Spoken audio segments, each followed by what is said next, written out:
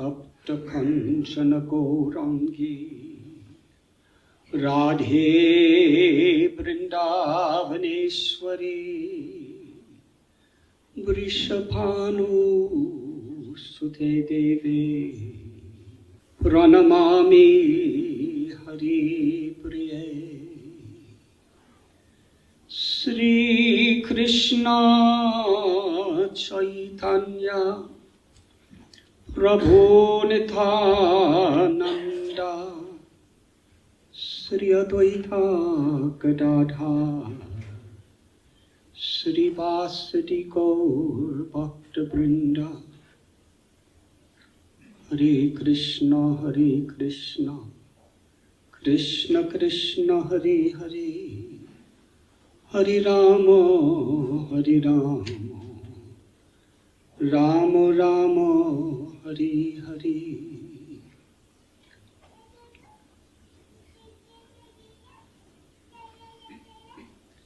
I am very, very grateful for this opportunity to be with all of you this evening. Special gratitude to Dr. Clooney for so kindly, with his magnanimous heart, taking the time to encourage all of us and enlighten us with his words and his very divine presence. Thank you. And to Pragya Devi for your motherly love, your beautiful kirtan, and your very gracious words.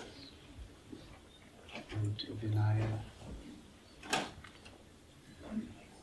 who has so kindly been a part of the organization, so many beautiful things for us here in the Harvard area. And to Richard, and to Vanamali Pandit and his family, and to all of you for coming here to Harvard University this evening. Time is so precious.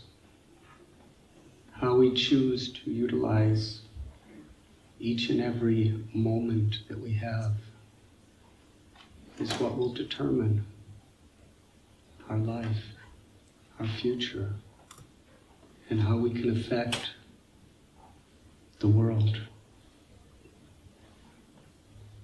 Chanakya Pandit,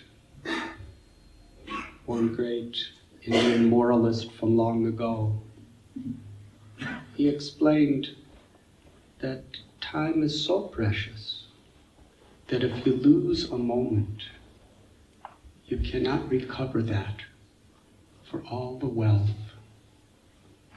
within the cosmic manifestation. And each moment is an opportunity to grow, to progress, and to offer great things to the world.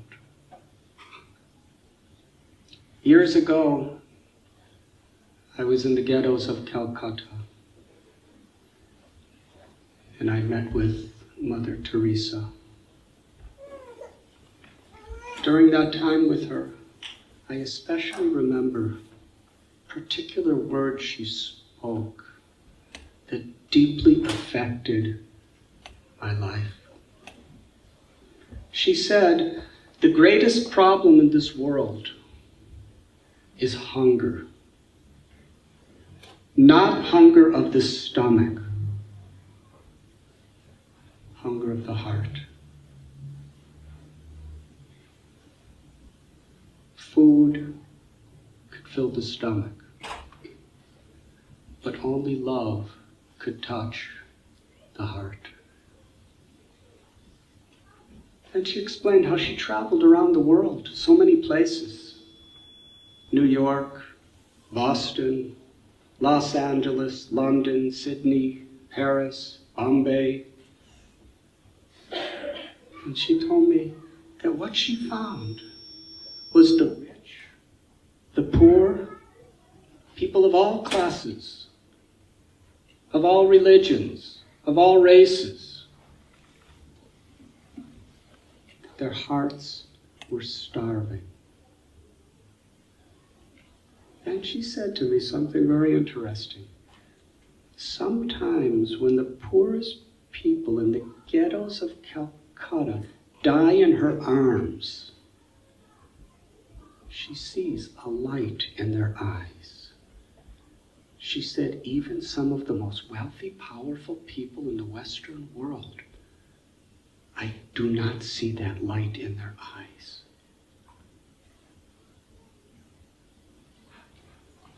Light of hope. She said the greatest need within the world is to feed the hunger of the heart. But we have to have it to give it. Only God's love can do that. The most fundamental need of every living being is to love and be loved. Things can give satisfaction to the body, the senses, and the mind, but only love can give fulfillment to the heart. And that's the place where real happiness, real fulfillment can be experienced. And according to the great spiritual traditions throughout history that have appeared in various places throughout the world, the origin of that love is the love of the divine, the love of God. Yoga means to reconnect, to harmonize the body, the mind, with the true self. This is the most fundamental teaching of the Bhagavad Gita. Who am I? The Gita explains, Dehinosmin yatha dehe komaram yovaram jara, tatha dehantara praptir dhirastatra namuyate. That the body is always changing. From childhood to youth to old age. And as far as the mind, I think we all know how much the mind can change. I read a statistic by a psychologist who said that the average human being has 60,000 separate thoughts every day.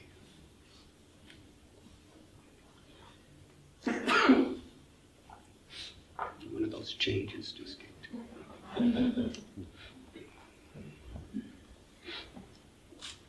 Who is the witness of the changing mind and the changing body? When we see a photograph of ourselves as a little baby, we say, this was me. But the body's very different and the mind is very different.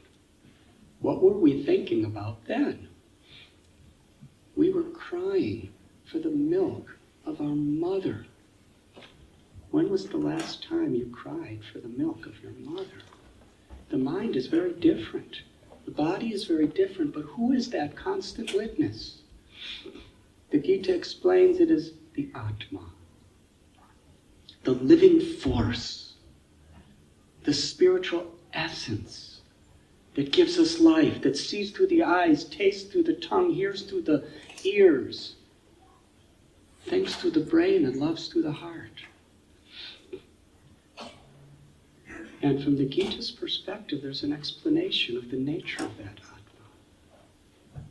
Na jayate mriyate vakadachin. Thank you so much. It is never born, and it can never die. It is eternal. Satchit Ananda, eternal, full of knowledge, and by its own inherent nature, full of ecstatic joy. Mamaivam so jiva loge jiva bhukata bhuta sanatana. That the Atma, this living force within us, is a part of God, a part of the divine. Like a sun ray is a part of the sun. And that divinity is our greatest potential. It's our greatest joy, because its inherent nature is unselfish, unmotivated love. The Srimad Bhagavat declares, Savai pung shankaro dharmo yato bhaktir bhokshite. Ahoitaki apratihata yayatma suprasidati. That the supreme dharma, sometimes dharma is translated as religion, sometimes as occupation. The supreme dharma for all humanity is to awaken this love from within our heart and serve all living beings with that love. And that love must be without selfishness, without ego, and without interruption, to actually satisfy us. I remember long ago, I read a particular verse from the Bhagavad Gita that struck me so much to the very core of everything I was looking for and longing for and praying for. When I heard this verse, I thought, that's it. Vidyavanaya sampane brahmani gavihastini suni chaiva sopaki cha pandita samadarsha. What are the qualities, according to the Bhagavad Gita's perspective, of really a learned person who is situated in knowledge? Not just how much data we can somehow or other store within our brain, but real knowledge is about our character, about our integrity. The Gita tells that a truly learned person sees every living being with equal vision. Whether one is male or female, or whether one is Hindu or Muslim or Christian or Jewish or Buddhist or Jain or Sikh or Zoroastrian or agnostic or atheist, whether one's rich or poor, from the east or from the west, whether one is a human or an elephant or a cow or a dog or a cat, wherever there is the presence of life, there is something divine, something sacred. To see that sacredness within ourselves, we are able to recognize it in all others. Long ago, I lived on the bank of the Ganges River, and there was an old man. He was about 85 years old.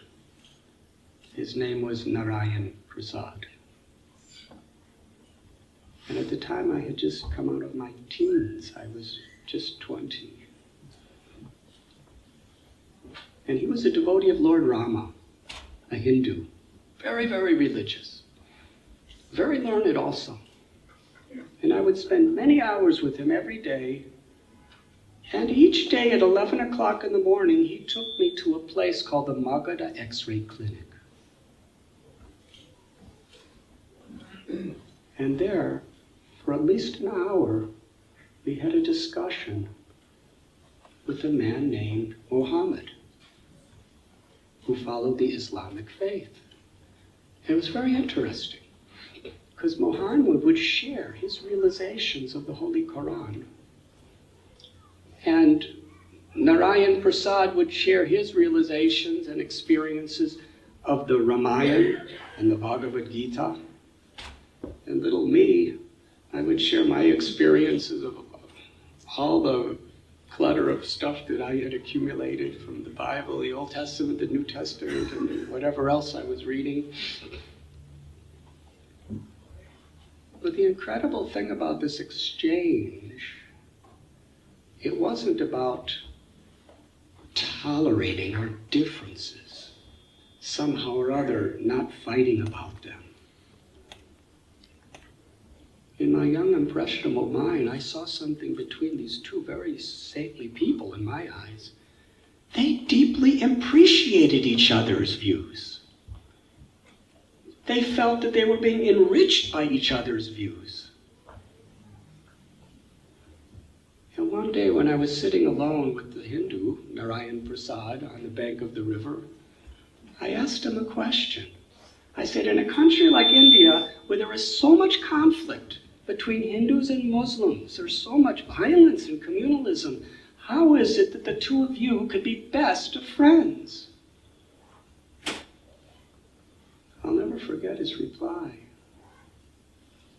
He said, if a dog has a master, the dog will recognize the master in whatever way the master dresses. One day, he may be in a tuxedo. Another day in blue jeans and t-shirt. Another day in a bathing suit. Another day he may be naked. But the dog recognizes the master in any dress. If we cannot recognize our beloved Lord, our source, our origin, the object of our deepest love, when he comes to different people, in different times, in different places, in different dresses, then we have so much to learn from the dog.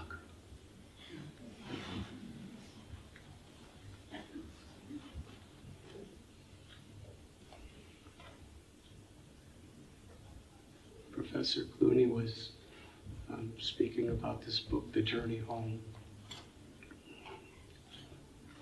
May I tell you something about that? I really never wanted to write this, but my very, very dearest friend on his deathbed, he made me promise to write it and publish it. So I did. I never thought myself to be an author or anything like that, but if we just try our best, that's good enough. And what comes out of it is in the hands of a power beyond our own.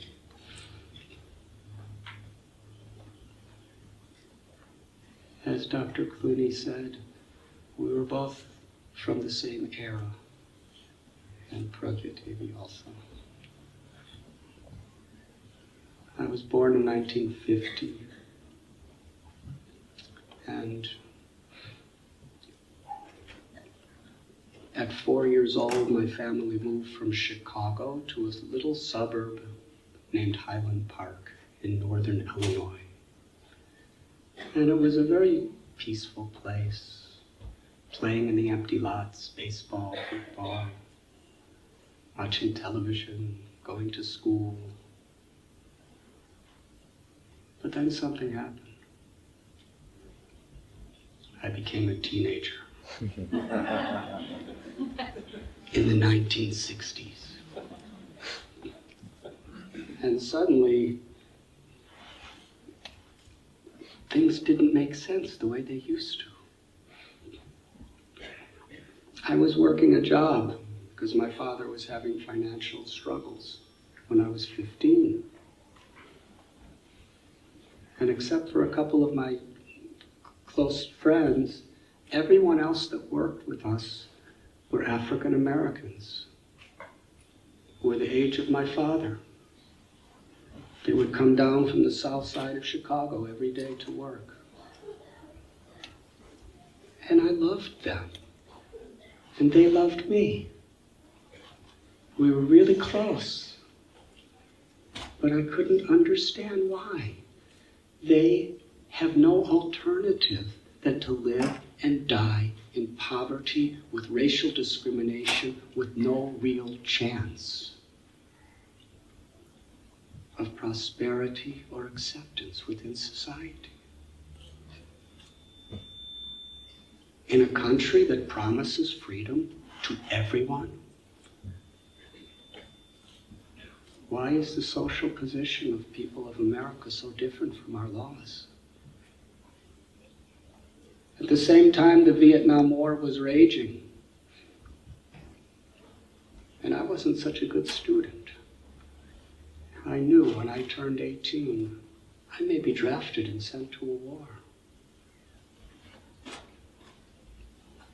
And some of my older friends who didn't believe in the war,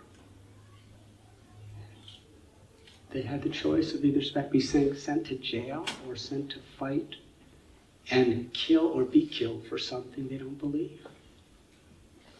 Some of them came back from Vietnam in wooden boxes, killed. Others, due to the emotional stress, they were drug addicts, alcoholics, or they had permanent injuries. How could the idyllic life in Highland Park satisfy me when so much was going on in the world? The music of the 60s very strongly influenced the younger generation to question and to rebel. And like so many others, I joined the counterculture. With a passion, I joined the civil rights movement, Martin Luther King. I read the books of Malcolm X. I remember demonstrating in one civil rights march in Florida and having bottles, stones, tomatoes, and curse words hurled at me by my white brothers and sisters. And I remember in 1968 in Grant Park in Chicago, I was just gathered there to talk to people, to find out really what's happening in this world. And I was tear gassed by a whole army of club-swinging Chicago police, who I was told were protecting my freedom. What's happening? Little by little, I came to know that if I really want to find the answer, I have to find it first in myself. I heard the words, if you do not have an ideal that you're willing to die for, you have nothing really meaningful to live for. And I heard those striking words of Mahatma Gandhi, be the change that you want to see in the world. I was starting to see that the counterculture had the same inner problems as what we were revolting against. There was hatred. There was judgmentalism.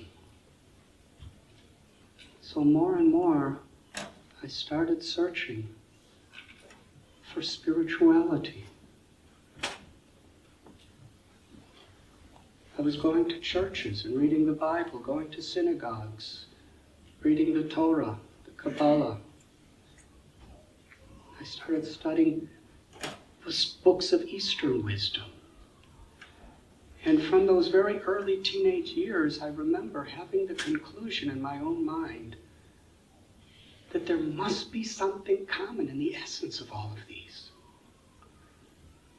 How is it that in the name of a one loving God, there is so much division and hatred? Either we reject it all, or we become sectarian, or we really seek the essence.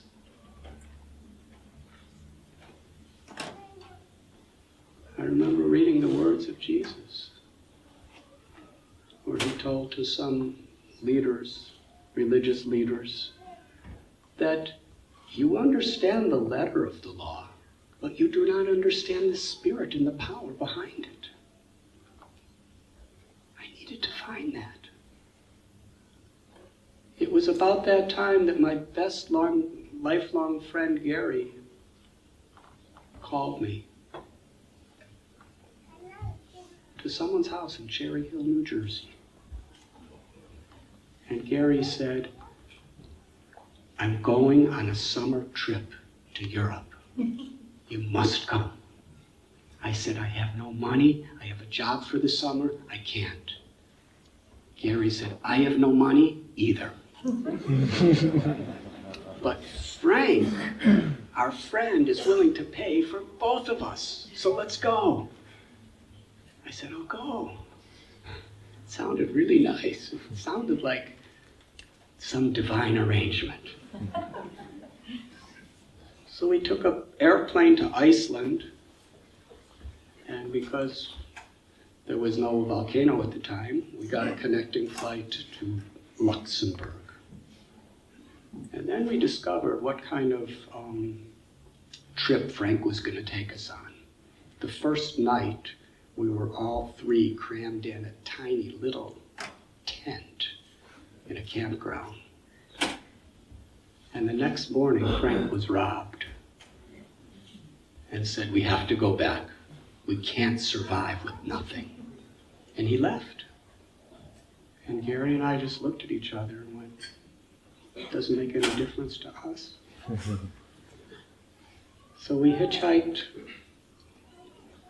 We associated with the counterculture. We went to rock festivals. But little by little, there was a call in my heart that was just taking me away from all of it. I found myself sitting on the banks of rivers, in synagogues, in cathedrals, in monasteries, trying to go deeper and deeper to understand who I am. How can I really be an instrument of peace and goodness within this world? This little spark of spiritual desire became like a flame and ultimately took Gary and I to the island of Crete, off the coast of Greece, where we lived in a cave together. And every day from sunrise to sunset, I sat on top of a mountain and meditated and prayed and studied spiritual books. One day, I was weeping. I was praying for direction. When something happened that changed my life forever. I heard 3 words.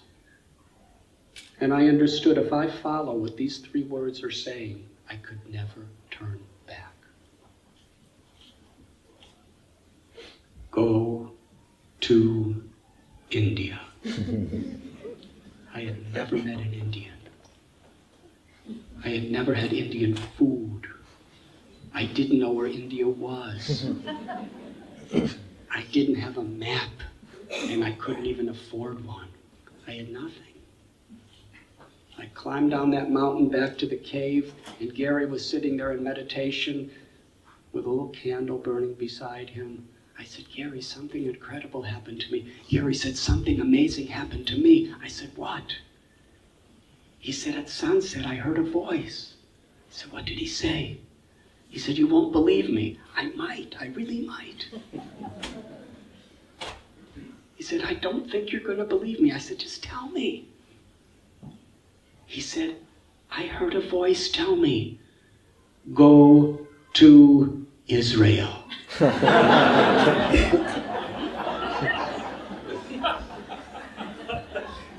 I slid closer. I said, what? Where? Where? He said, I told you wouldn't believe me. I said, no, I believe you, but where? He said, I just said. I said, no, I didn't hear. Where? He said, Israel. We should both go to Israel. I said, Gary, he told me to go to India.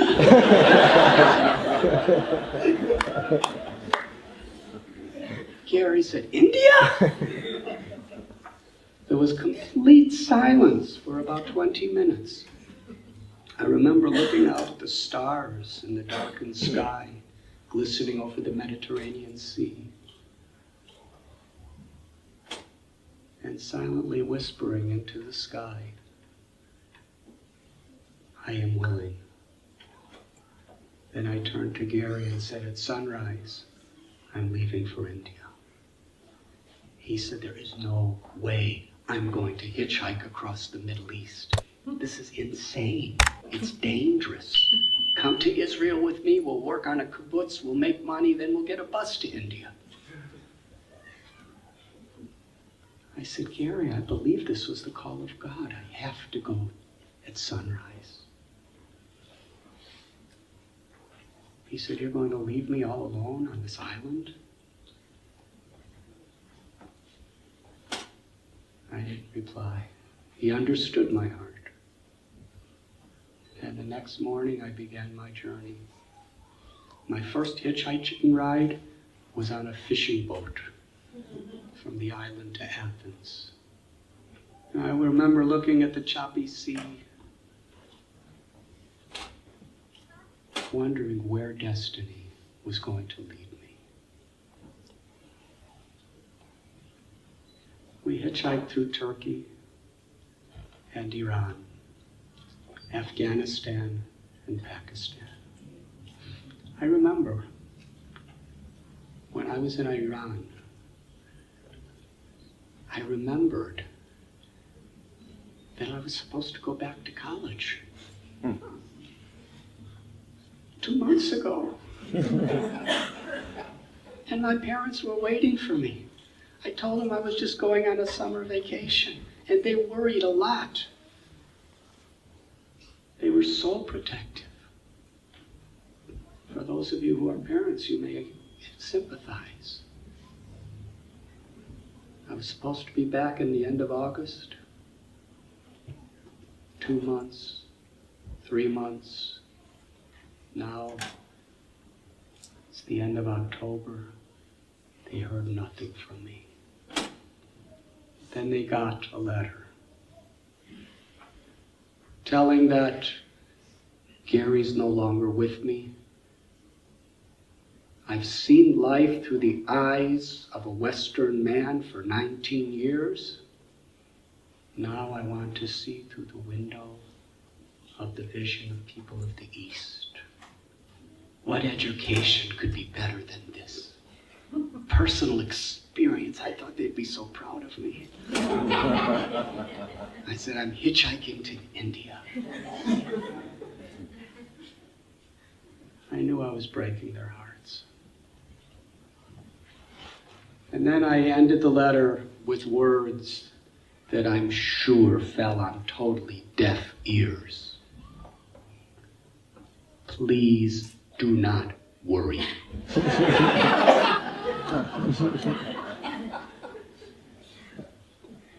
It was postmarked Iran with no return address.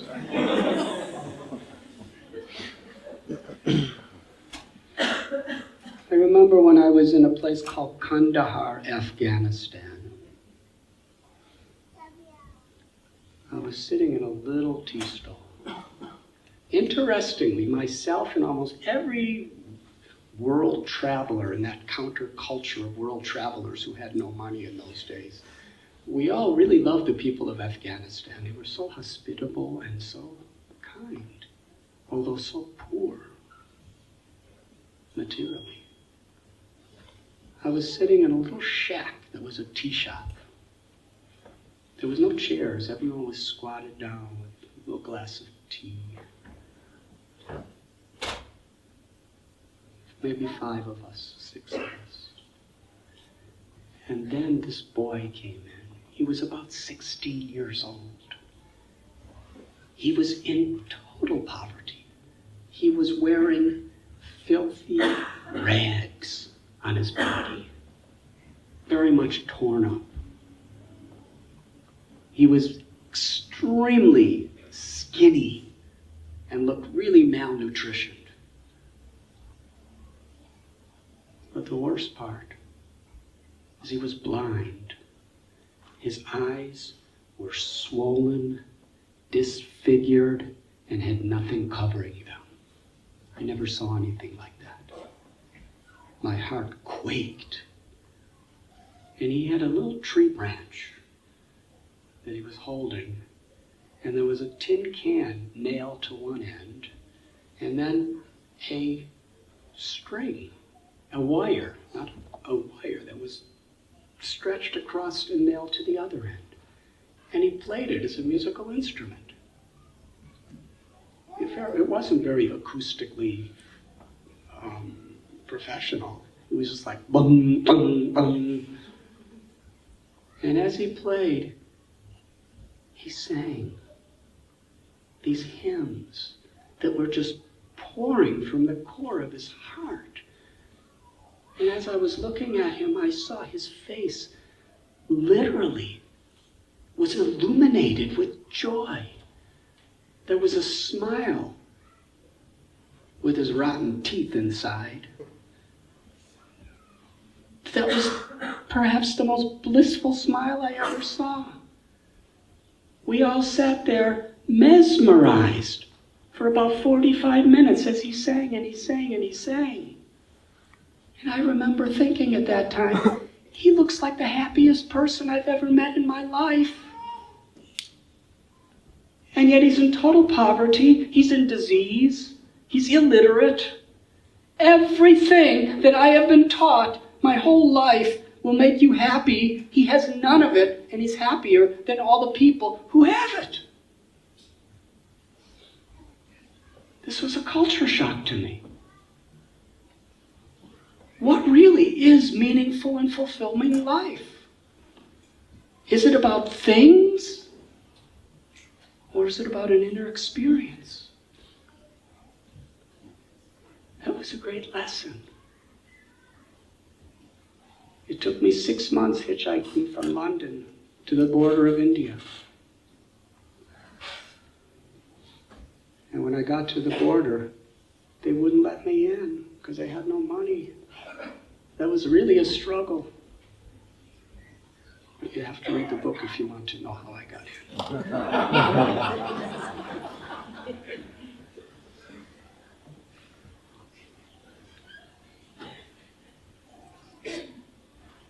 I'd like to just share a couple stories. Earlier this year, I called my father. At the time, he was 86 years old. Now he's 87. I asked the common question, my dear father, how are you? He said, usually he's always so positive, and he's always so cheerful. But this time, with a very grave, stern voice, he answered with one word, terrible. That shocked me. I'd never heard him say that before. I said, what happened? He said, I didn't sleep all night. I said, why didn't you sleep? I read your book, The Journey Home, before I went to sleep. I said, was it that bad? He said, it was worse. I said, well, which part did you read? He said, I read the part where you were sinking in quicksand. And he went on and on to explain the situation. Would you like me to tell you the story? During my journey to India, the first day I came to the Himalayas, I was alone sitting on the bank of the Ganges, meditating in a very secluded place. And out from a jungle came a holy man. And he walked right up to me and said, you don't know me, but I know you. Now take off your Western clothes and throw them in the Ganges, and I will give you the robes of a sadhu. I said, what is a sadhu? He said, a sadhu is a homeless wanderer who is seeking divinity. Or you may say, a monk. He had just 2 strips of cloth, unsewn cloth. I said, I was thinking those are clothes. Anyways, this seems to be some divine arrangement. So I took off my only clothes I had. Because escaping from people who were trying to murder me in the Middle East, I left my sleeping bag and my bags and all my clothes behind. So I just had one shirt and one pair of pants. And when that's all you have, you become really attached to them. It becomes a part of your identity. I'm sorry if I'm getting a little too emotional here, but those pants were gray with thin black pinstripes going vertically down them. I thought they were so cool. And I had a turtleneck shirt which was gray with horizontal pinstripes. And he told me to throw them in the Ganges, so I took them off and threw them in the Ganges. They were gone forever. Then he told me how to wrap this little sheet around my waist and another sheet around the upper part of my body. Then he had two other little strips. He said, these are called kopan, loincloth. Throw your underpants in the Ganges. This was becoming serious surrender. Fruit of the loom underpants. Gone forever. And then he whispered something in my ear. He said, the Ganges will become your mother. She will reveal this to you in time. He turned around and walked away, and I never saw him again. From that point, I wandered the Himalayas, sometimes in caves, sometimes on riverbanks, in the forests, living with yogis and sages and rishis, and sometimes just all by myself.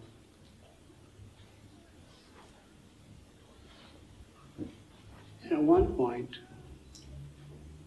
I came to a clearing in the jungle. It was just the end of the winter of 1971. It was in about February of 1971. I was shocked by what I saw. There were people who were in absolute depressed condition. Some were naked. Some were in rags. They were without homes. Some of them, to protect from the cold, they dug holes in the ground and covered themselves with dirt. And many of them, their faces and their whole bodies, the flesh was decomposed and shriveling and deformed. Some had no noses or no fingers or no toes. I had stumbled into a leprosy colony. When they saw me, a Western person, about 15 or 20 of them made a tight circle around me and wouldn't let me move, and screamed into my face, "Bakshish, bakshish," which means give me money. I didn't have any money. I would have loved to have given them money, but they didn't believe me. They went tighter and tighter and tighter. They were even fighting among themselves to get in the front, to get some money from me, screaming with desperate eyes, "Bakshish, bakshish." As they were screaming, they were spitting in my face and putting their deformed hands in my face. It was a culture shock for someone brought up in the suburbs of Chicago. There were so many thoughts in my mind. Part of my mind was thinking, why are they doing this to me? How cruel. Another part was thinking, the way they're suffering, anything they do is justified.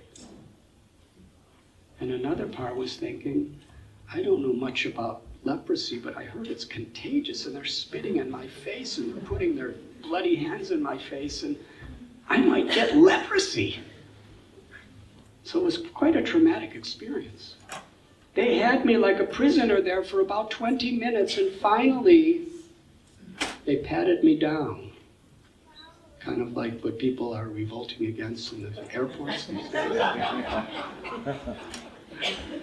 You were like the leprosy colony TSA. And they found that I really had nothing. So they let me go. I walked a few steps and stopped in my tracks.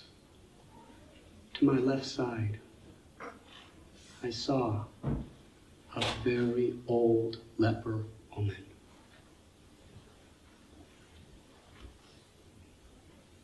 Her face was really deformed, and there was practically a hole where the nose was supposed to be. It was pitiful to see her. She just lay there in the dirt in rags. She looked in my eyes, and I looked in hers. I felt the compassionate love of a mother in her glance. It was as if she was speaking to me through her eyes.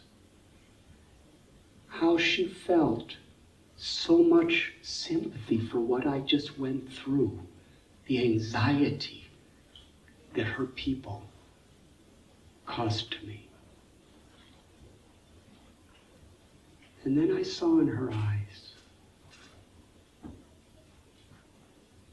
a heart that had been yearning and longing to love someone, and for someone to accept the love she so badly wanted to give.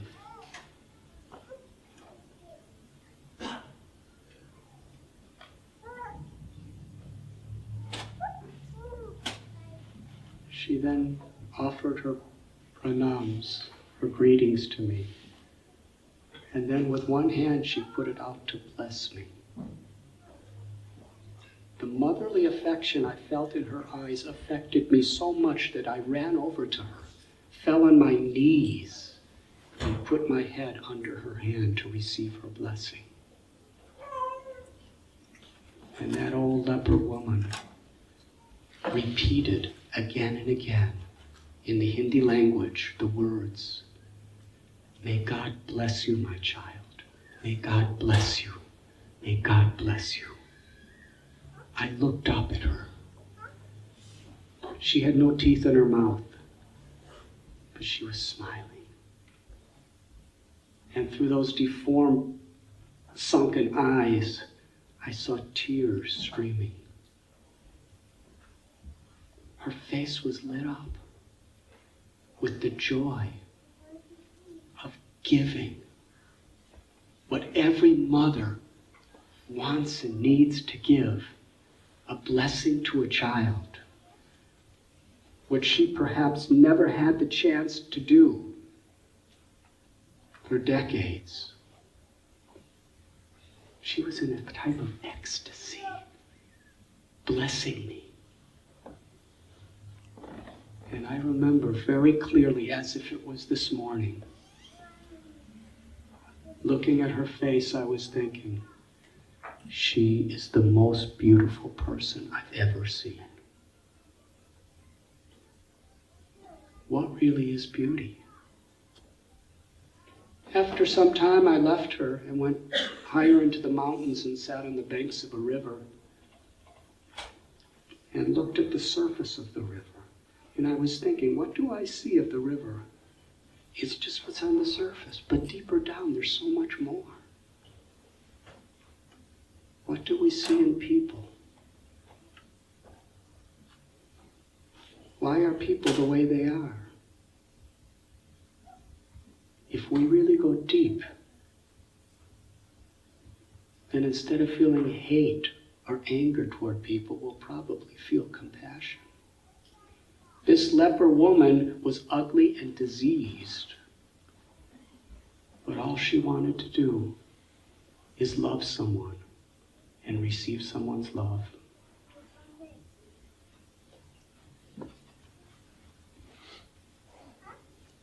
I remember one saint named Anandamayi Ma.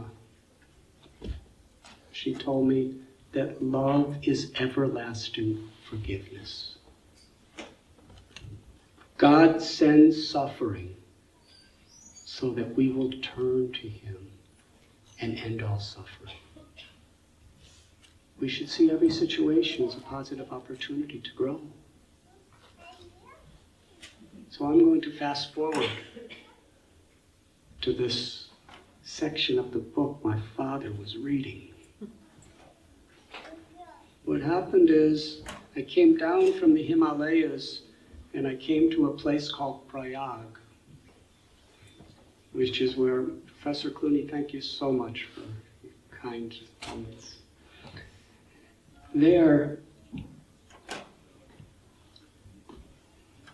it's considered one of the holiest places in all of India, where the Ganges, the Jamuna, and the Saraswati rivers all meet. It was the summertime, and the sand was very hot, and I was the only person around. And I was sitting on the sand, and I was really getting burnt by it, and thinking, this is the place of the Kumbh Mela, where every 12 years, up to 20 or 30 million people come to bathe. It's so holy and sacred, and to meet saintly people. And I'm here. I walked miles and miles to get to that place. And I went in the water. Oh, it was so nice. It was so cool. It was so refreshing.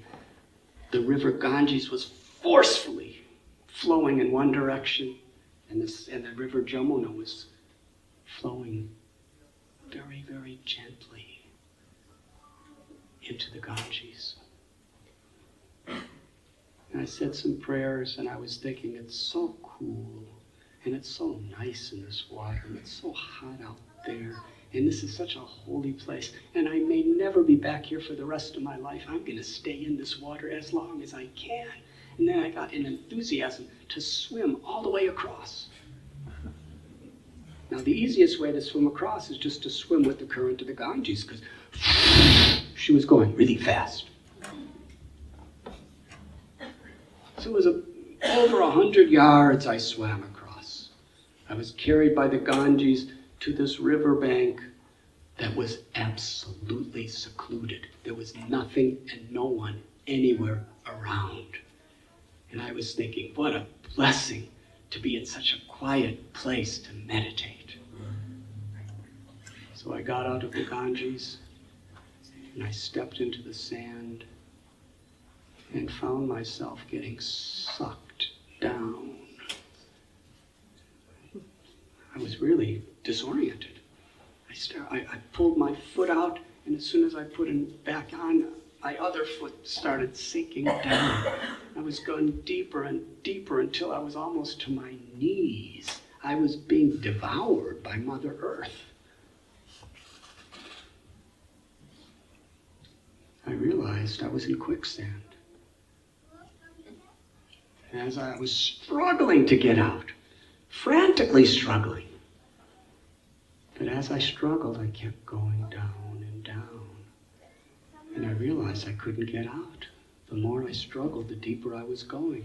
Then I looked around for something to grab onto, and some little distance away I saw a bush with no leaves on it. And I plunged toward it and grabbed it and pulled it. It was a thorn bush. It was cutting into my hands like razors, and I was bleeding. But I had two choices: either tolerate these little swords cutting my hand, or be devoured by the earth. So I pulled and I pulled and I pulled, and I started coming out and I started coming out, and then suddenly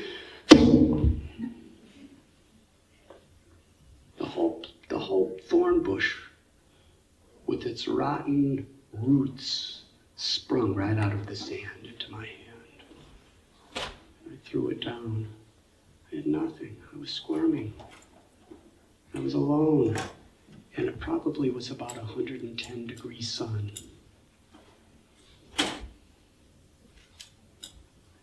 I was just about to give up because of exhaustion, I kind of relaxed. And I discovered when I relaxed, I wasn't sinking anymore. So if I just relax, the quicksand doesn't pull me down. So I kind of laid back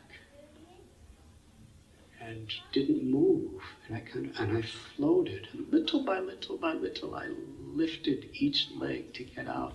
And then like a snake, I slowly slid back into the river and started swimming back to where I came from. But the river Ganges was flowing very strong right back into the quicksand. I was struggling, swimming with all my might because I knew swimming. Should I tell you a little about my past of swimming? When I was a little boy, it was a big thing to go to swimming tournaments at the public pools. And different friends would practice like anything to win those tournaments. Should I tell you which stroke I was the champion? Not the breaststroke or the butterfly or the crawl or any of those things, or the backstroke. I won the contest for the dog paddle. Do you know what the dog paddle is? You don't really go anywhere. You just kind of go like this. And because the dog paddle, you just kind of go like this. All the other strokes, people are swimming back and forth, and I didn't even bother because I couldn't win those things. But I went like this. And whoever wins the dog paddle is the person who just does it the longest. And all the other children were just so bored with it that they got out. So by default, I was the dog paddle champion of my neighborhood. Anyways, I did know how to swim, so I was swimming, and it wasn't a dog paddle then because the Ganges was pushing me back to the quicksand where I was going to die. I got a little forward, but then I couldn't go any further. I was so tired. I was absolutely exhausting. I was like swimming. My arms felt like they were being paralyzed. My lungs were pumping desperately, and I couldn't even see the other side. I was so far away. And as I was, as hard as I could, swimming, I was being pushed back toward the quicksand. I realized I was hopeless. I was praying and praying for a higher power beyond myself because I didn't have any power to save myself. And I saw, about 200 feet away, there was a little boat, a fishing boat. It was like a canoe. And there was one really old, shriveled up man with big white beard and a red turban who was rowing the boat, coasting along the Yamuna's current. And I was screaming out to him. But you know, there's a lot of noise with a strong current of the river. I was swimming and screaming, praying that he would hear me. And finally, he heard me, and he looked at me. And I was crying, help, help. And he just looked and smiled and went like this. He just moved his hand in a forward direction and then floated by and left me there to drown. I was thinking, what kind of, I'm praying to God and here's somebody and he just, it's the end.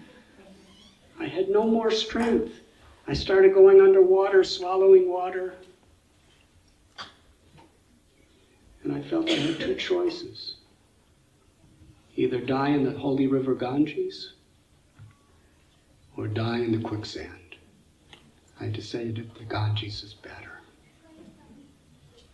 So I was still trying, but there was no hope. And I started going underwater. And I remember when I lost all hope and I just prayed and I was underwater, something happened. A beautiful song came into my mind.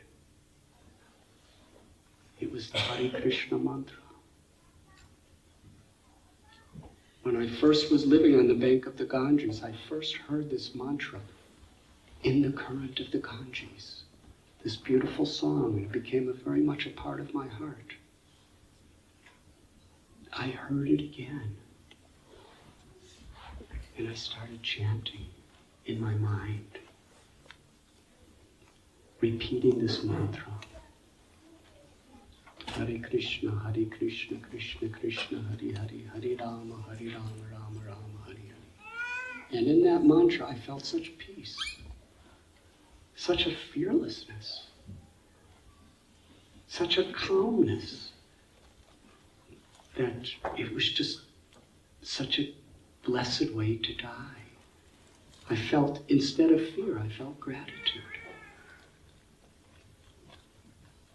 And just then, with the clarity of mind that I had, I thought, why did that old boatman go like that? Now I understand. He was telling me, don't swim against the current of the Ganges this way. Swim with the gentle current of the Jamuna this way. Why didn't I think of that? So instead of swimming against the Ganges current, I started swimming this way across the Ganges current. And as I was swimming, I was thinking, but way back, I'm going the opposite direction from where I came from, and that's where my passport is. And that's all I had. And then I remember thinking, you know, for most people to lose their passport's a really stressful situation. But compared to losing your life, I was thinking, who cares if I lose my passport? At least I'll live to lose it. So I was happy. And I had to go maybe a mile before I could finally get out of the river. And it took me hours and hours and hours to get back to where I was from the other side. I remember there were hundreds and hundreds of people, because it was evening, that were bathing in the Ganges. And my passport was still there. I was sitting on the sand, thinking, this sand is so cool, and it's giving me such shelter. Then I was analyzing the nature of sand. That the same sand that's now so cool and such a comfortable place for me to sit. Earlier in the day, it was burning hot. I couldn't tolerate it. And then in another place, the same kind of sand was sucking me down to suffocate me and kill me. How sand is so influenced by its surroundings. And isn't that like human nature? According to the company we keep, according to the experiences we have in the circumstances of our life, how it could make us envious or proud of somebody. How it can make us angry or forgiving, mean or kind, just due to circumstances, like the sand. But I remember sitting on that same little bank and seeing an experience that I often tell people. May I share it? While I was sitting on that bank, I happened to see a hawk circling high above me. His brown, reddish feathers shining in the sun. He came lower and lower and lower until this hawk was just a few feet above my head. I looked up at him, wondering what's he gonna do. He was a big hawk. His glistening yellow eyes intently gazed into the river. Suddenly, he dove headlong into the river of Ganges. And there was an underwater skirmish going on. It was flapping and flapping and flapping, and I didn't know what was happening. Water was splashing. And suddenly, the hawk emerged with a 1-foot fish pierced by his claws. And I looked at that fish. I don't know if it was a boy or a girl, but whatever he or she was totally bewildered as the hawk took him far away into the forest. And I was thinking that poor little fish was just going about its routine day like any other day. You know, probably playing around with fish friends and family friends, and looking for some food, and going upstream and downstream, and just living a happy fish life. When suddenly, at the least expected moment, this yellow-eyed hawk of faith ripped him right out of his comfort zone. And how much we are similar to that fish, just going about our routine lives, quite complacent to the reality that the hawk of fate could create crisis, drama, at any moment. Rip us out of our comfort zone. We read about it, we see it on television, we know people who've gone through it. How important it is to really focus our attention on what is really meaningful and fulfilling and important in life. My beloved Guru, Srila Prabhupada, he said our tendency is we become so much entangled with unnecessary necessities. Somebody had written, you can never get enough of what you don't really want.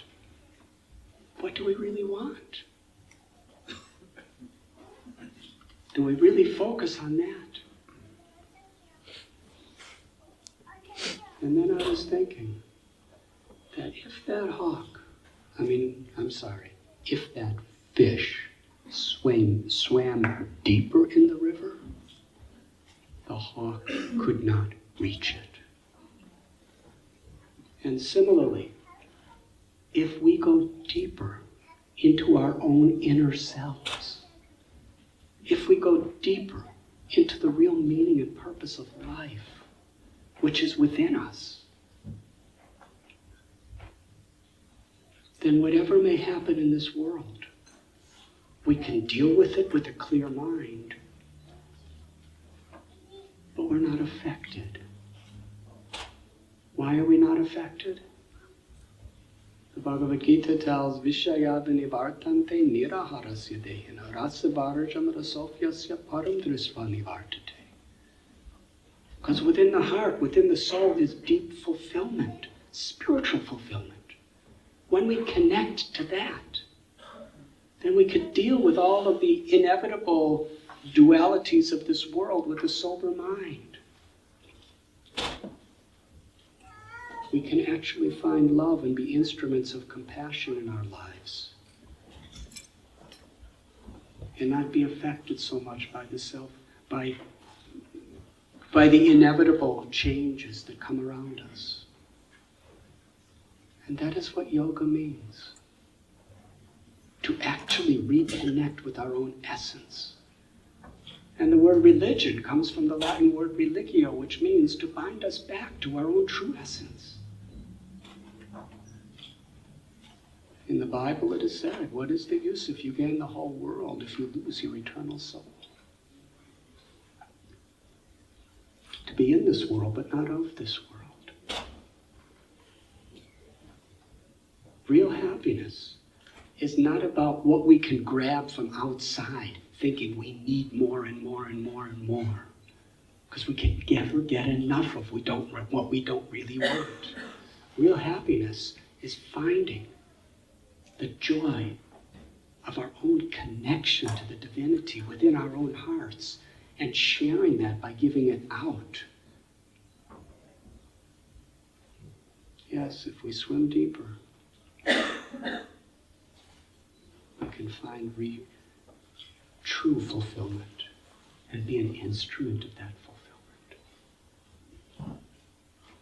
And I was thinking in terms of this episode I just had gone through.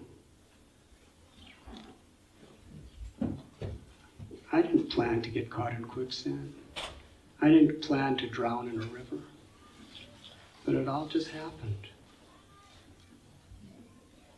But by chanting this mantra, I actually tuned in, as Vinayaji was saying, tuned in to a higher reality, to a spiritual essence that connected me. And I found peace, fulfillment, knowing the eternal nature of who I was. And it was beautiful. So these are a few stories that were very transformational, that I felt were appropriate to speak according to the topic I was given tonight. Eventually, I came to a place called Vrindavan. I was on my way somewhere else. I was on this train that was in an agricultural field that flooded due to monsoon rains, and we were in one place for 25 hours. There were 200 people in a compartment that held 60.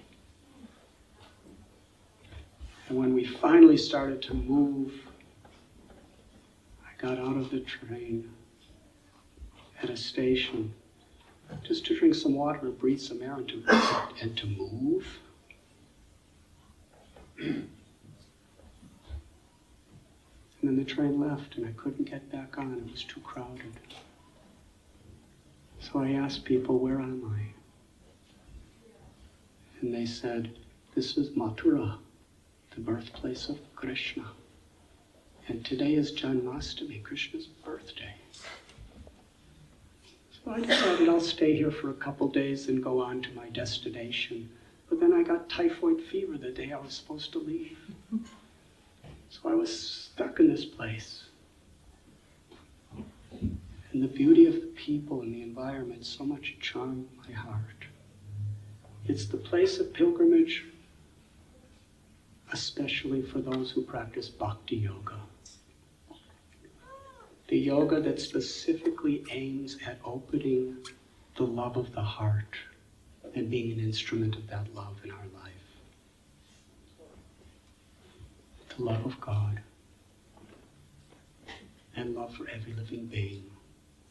Because when we love God, we see everyone as our neighbor and love them as ourselves. It's a universal principle. I found bhakti to be so much the essence of all real spiritual paths. So I decided to stay there. And at one point I met this one very simple old man. His name was Ganesham. He was in his 70s.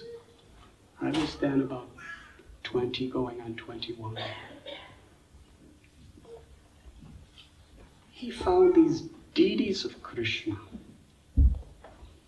In India, people worship deities and believe that God accepts our love and our devotion through these forms when it's offered with sincerity. So he had these deities, and he was a homeless man. He found them on the ground. It's a beautiful story how that happened. He worshipped them under a tree, and one family said, you could use our closet and worship them there.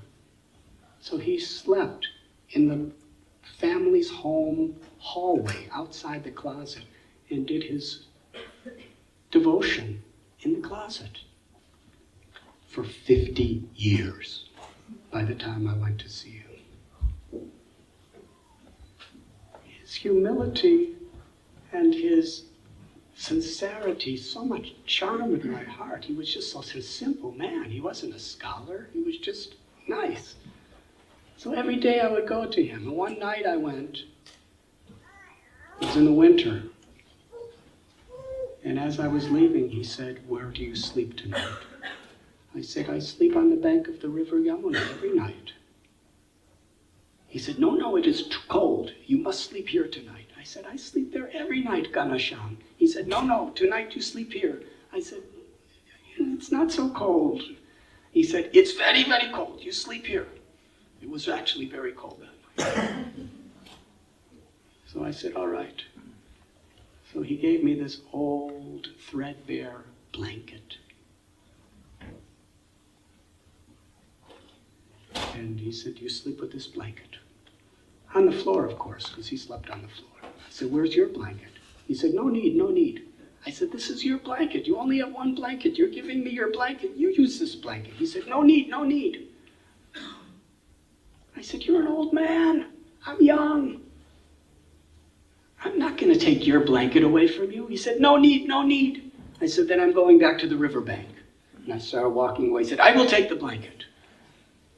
So I laid on the floor, and he laid on the floor and put the blanket over him. Now for some yogis, I learned a special asana of how to keep warm in the winter when you sleep on the ground.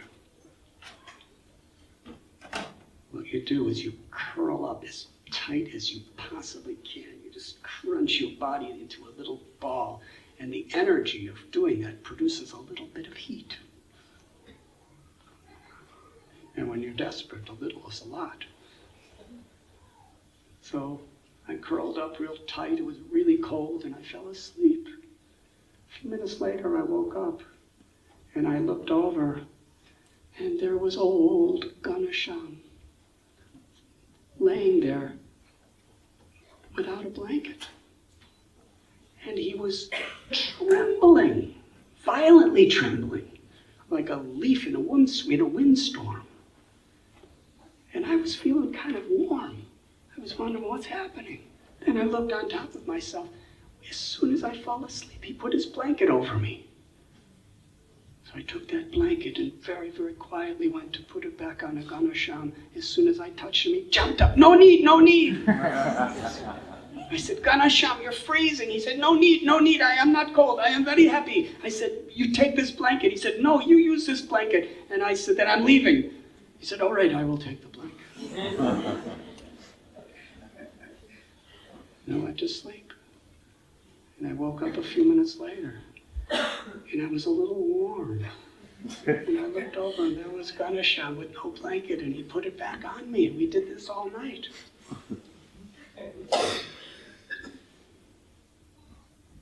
Ganasham's mood. He would tell me.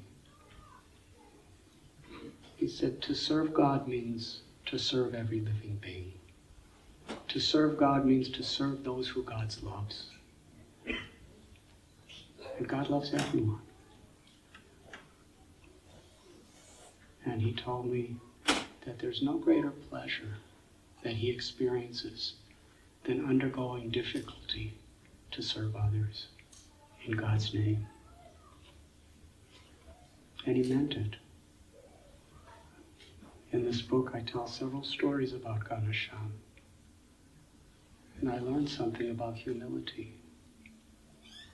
Humility is not a weakness. It's not self-effacement. It doesn't lead to depression. Depression is not humility. Depression is a frustrated ego. Humility is to be without ego. To actually see that there's a higher power than ourselves that is at work, and to be an instrument of that power without selfishness, without ego. That's humility. And that type of humility liberates us and brings the ultimate joy because it opens our hearts to receive grace.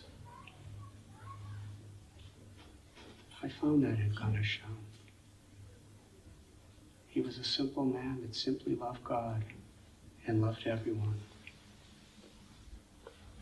And it was there in Vrindavan that I met my Gurudev, Srila Prabhupada. And I saw in him a humility to just be an instrument of grace.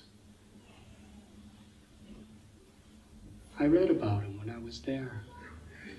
How at the age of 70 he crossed over 2 oceans and 3 continents on a cargo ship with only $7. He came to New York City just to share a universal message of pure, unalloyed love for God with others. And the awakening of that love through the bhakti process is in using whatever we have and whatever we know in a mood of seva or service. And to tune in to that divinity within us through these chanting of mantras and associating with people who enlighten us. And I just wanted to help him in his mission of selfless compassion. I personally found in his wisdom not something that negated other spiritual ideas or religions, but a teaching that really integrated them all.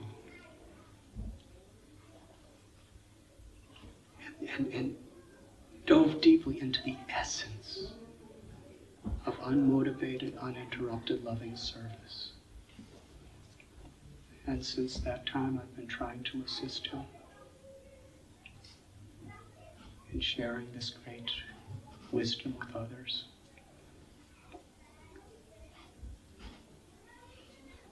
Meanwhile, through all this traveling, my poor mother and father, they'd get letters, and I included the letters in this book. I thought that I knew they were suffering, but I thought they would feel I was so special. I'd write to them saying, I'm living in the caves of the Himalayan jungles, and I'm looking and learning so many beautiful truths from the leopards and the cobras and the scorpions. And I was thinking, they're going to think I'm such a, proud son. But they simply suffered. But when I came home, it was time to apply these principles in another way, without judgment, to really appreciate and be grateful for who they were. And I found if I could do that, they could also appreciate and be grateful to who I was. And we became so close. They came to India 3 times. And when my mother passed away, my whole family decided we will cremate her body. Something that's never been done in our family tradition from the time of Abraham, as far as I know.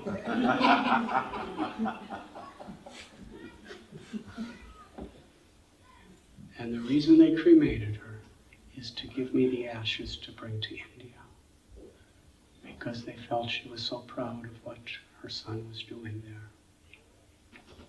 That meant a lot to me. I brought her ashes back, and in the banks of the Ganges, the same Ganges who became my mother, who nourished me with her waters, who nourished me with so much wisdom, who nourished me with mantras. On the bank of the Ganges, there was over 2,000 devotees of ours, all chanting beautiful prayers for my mother's soul. as I offered her ashes of her body into the Ganges. And I remember thinking, this is really what Bhakti Yoga is.